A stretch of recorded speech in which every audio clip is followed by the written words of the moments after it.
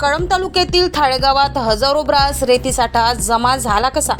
घरकुलधारकसह सरपंच यांनी तक्रार करूनही कारवाईला मिळत आहे ठेंगा का?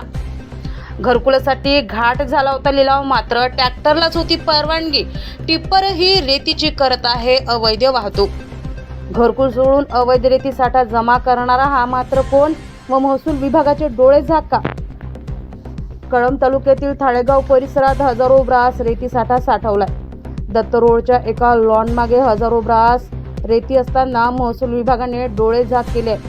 स्थानिक सरपंच यांनी तहसीलदारांकडे या साठ्याची तक्रार केल्यानंतरही कुठलीच कारवाई झालेली नाही.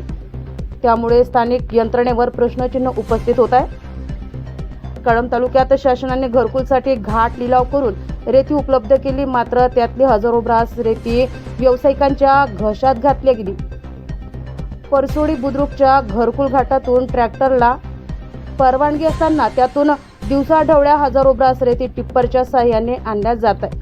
आता या अवैध रेती साठ्यावर महसूल विभाग कारवाई करतील का, असा प्रश्न घरकुलधारक करत आहे. बघत रहा पुढील भागात सविस्तर माहिती काही वेळातच. मुख्य संपादक सूरज एल ठाकूर, गांधीगिरी न्यूज 24 यवतमाळ कळंब.